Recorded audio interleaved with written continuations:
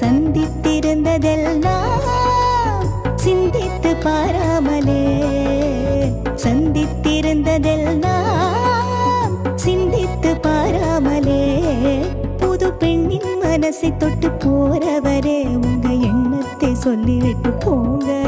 இள மனசை தூண்டிவிட்டு போறவரே உங்க மர்மத்தை சொல்லிவிட்டு